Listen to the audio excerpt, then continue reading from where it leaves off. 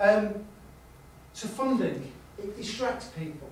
You know, when there's funding there, people say, oh, and you bend what you want to do. You mentioned it earlier, Bob. There's a bit of funding and it lists 10 things, and you maybe do 5 of them. And you think, well, you know, we'll bend it, all right, we'll do the other 5. We don't want to, no real interest. And it's a case of, you know, for me, it's no, if it goes against your values, leave it, or go back to them and say, we'd really like to go for this, but actually, some of this cuts across what we don't want to do or what we can't do.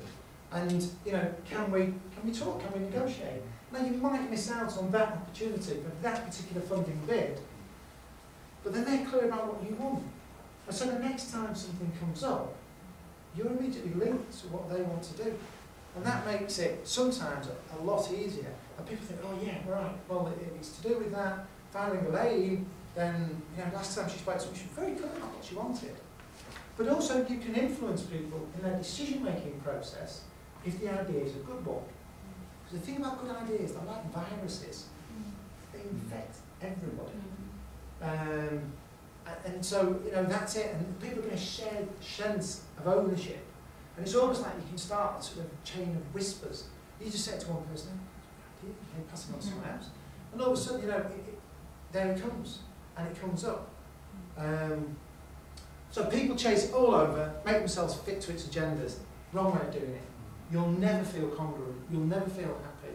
It's a balance, though. And there's an agency that does not dissimilar work to what we do, based in the Northwest. And I liked when I met with them, they were talking about, well, look, you know, we are a not-for-profit organisation, but we have to get funding to obviously do things, and local authorities buy into us. But we have a measure, and it was fun, interest, and need. You know, and what we try to get is projects that are fun. You know, the majority of projects, and every 6 months they sit down and say, right, what are these projects we've had? And they look at the distinction between what was fun, what was interesting, and what they just needed to do because they needed some cash to tick over, and get the balance right. And I love that. I thought it was brilliant. So, you know, they have an environment where what they promote is fun.